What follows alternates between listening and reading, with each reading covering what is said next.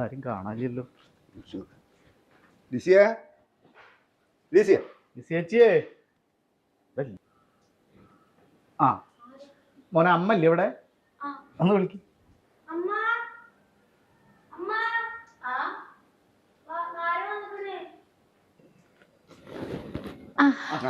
നമസ്കാരം.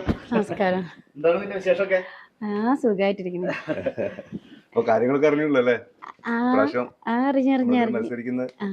ഞാനാണ് പ്രാവശ്യം നിക്കണ നമ്മളെ വാർഡില്.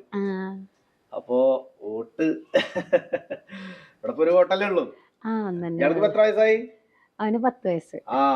അപ്പൊ ഒരു 5-8 കൊല്ലം കൂടി ആയ വോട്ടറായി. അപ്പൊ വോട്ട് മക്കന്നെ തരണം പ്രാവശ്യം. അറിയാലോ, ഇതുവരെ മറ്റുള്ളവരൊക്കെ ആണ്. നമുക്കൊരു ചാൻസ് തന്നു കഴിഞ്ഞാൽ നമ്മൾ കാണിച്ചു തരും എന്തൊക്കെയാണ് ഇവിടെ ചെയ്യാനുള്ള കാര്യങ്ങളൊക്കെ. ഇതുവരെ ഭരിച്ചിരുന്നവരൊക്കെ അവരുടെ ആവശ്യങ്ങൾക്ക് വേണ്ടിയിട്ടുള്ള കാര്യങ്ങളാണ് ചെയ്തിരുന്നത്. അഴിമതിയും അവര് തമ്മിൽ തന്നെ തമ്മിത്തല്ലും പ്രശ്നങ്ങളൊക്കെ. അപ്പൊ എല്ലാ പ്രാവശ്യവും ഇങ്ങനെ അത് വിട്ടുകൊടുക്കാതെ ഒരു പ്രാവശ്യത്തെ ഒരു അവസരം എനിക്ക് തരും.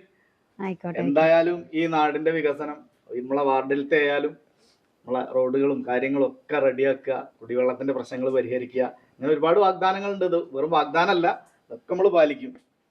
പിന്നെ വീടിന്റെ കാര്യം, വീട് ഇപ്പൊ വാടകയല്ലേ? അപ്പൊ അടുത്ത ഇതില് വരട്ടെ. നമ്മള് വീടിന് വേണ്ടിട്ട് അപേക്ഷ വെക്കുന്നുണ്ട്. അപ്പൊ ചേച്ചിക്ക് എന്തായാലും വീട് എന്തായാലും റെഡി ആവും.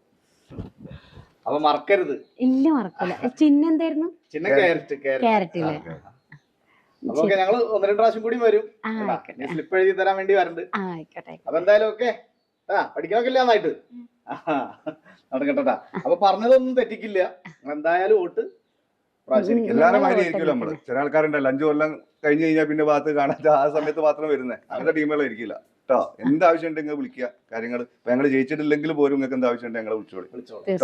മറ്റേ ജയിച്ചു കഴിഞ്ഞാൽ പിന്നെ അവര് ആ വഴിക്ക് കാണില്ല. അങ്ങനെ ആയിട്ട് നമ്മളെ കാണണ്ട.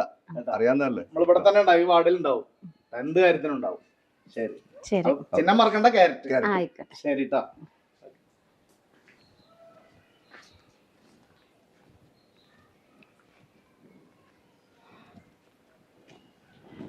മോനെ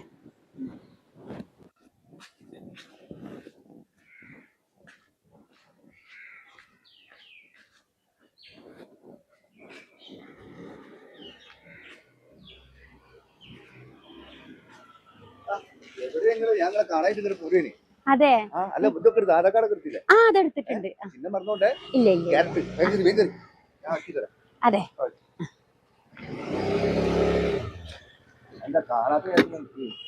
കുറച്ച് പണി ഉണ്ടായിരുന്നേ. വെള്ളം കുടിക്കണോ? വേണ്ട. വേണ്ട.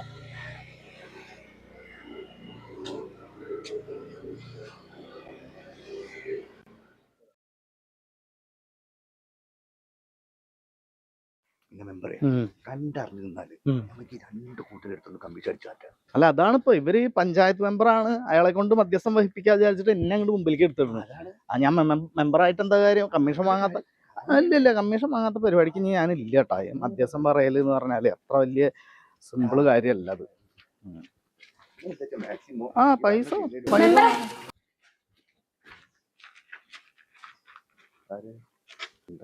എന്തായിരുന്നു എന്റെ ആ ഒരു വീടിന്റെ കാര്യം അപേക്ഷ കൊടുത്തിട്ടുണ്ടായിരുന്നു. ചേച്ചിയുടെ പേര് മറന്നു. ലിസി, തെക്കേ കണ്ടതല്ലേ? നമ്മളെ 11-ാം വാർഡിലത്തെ. അത് കിട്ടിയില്ല? ഇല്ല, കിട്ടിയിട്ടില്ല. ഞാനത് വെച്ചതായിരുന്നല്ലോ ഡെസ്കില് അപേക്ഷ. അത് കിട്ടിയിട്ടില്ല? ഇല്ല, ലിസ്റ്റില് പേരില്ല. അതെ, ഒരു കാര്യം ചെയ്യാം, ഞാൻ ഒന്നുകൂടി അന്വേഷിച്ച് നോക്കട്ടെ, റെഡി ആക്കാം കേട്ടാ. അതെ, ഒന്നും കൂടി ആ ഫോം ഒന്ന് ഫില്ല് ചെയ്തിട്ടേ അപ്പൊ എന്റെ വീട്ടിൽ കൊണ്ടുവന്ന് തന്നാ മതി കേട്ടാ. അപ്പൊ അല്ലെങ്കിൽ ഇയാളെ കാണുകയാണെന്ന് വെച്ചാൽ ഇയാളെ വീട്ടിൽ കൊടുത്താലും മതി. ഞങ്ങള് വീട്ടിൽ രണ്ടാളുടെ അറിയാം. ഞാനെന്നാ സാഹചര്യത്തിൽ നാളെ തന്നെ രാവിലെ തന്നെ വന്നിട്ട് ഫില്ല് ചെയ്തിട്ട് അവിടെ ഞാൻ പഞ്ചായത്തിൽ വെക്കാട്ടാ. ഒന്നുകൂടി ചെയ്യാം അല്ലേ? വരാൻ ചാൻസ് ഇല്ല, എന്താണെന്ന് അറിയില്ല. നമ്മള് നമ്മുടെ ഈ വാർഡിന്റെയും ഈ പഞ്ചായത്തിന്റെയും പുരോഗമനത്തിന് വേണ്ടിയിട്ട് അത് അഹോരാത്രം നമ്മൾ അതിനു വേണ്ടി ശ്രമിക്കുക എന്നുള്ളതാണ് എന്റെയും എന്റെ പാർട്ടി പ്രവർത്തകരായിട്ടുള്ള അണികളുടെ എല്ലാവരുടെയും ഒരു ഞങ്ങളത് ഒരു പ്രതിജ്ഞ പോലെ ഏറ്റെടുത്തിരിക്കുകയാണ്. ഇപ്പൊ തന്നെ അടൂപഘടകമായ ഒരു സംഭവം തീർത്ത് വരികയാണ്. അപ്പൊ പഞ്ചായത്തിന്റെ ഒരു കാര്യത്തിലും ബേജാറാവണ്ട, വിഷമിക്കണ്ട, വിളിച്ചോളൂ കേട്ടാ. നമ്പർ ഉണ്ടല്ലോ അല്ലേ? അടുത്ത തവണത്തേലും എന്തായാലും വീട് ശരിയാവും കേട്ടാ. എത്ര വയസ്സായി? പെട്ടെന്ന് ആയിക്കോട്ടെ. ശരി. അമ്മേ ആ ഇന്നെങ്കിലും നമുക്ക് വീട് കിട്ടുമോ?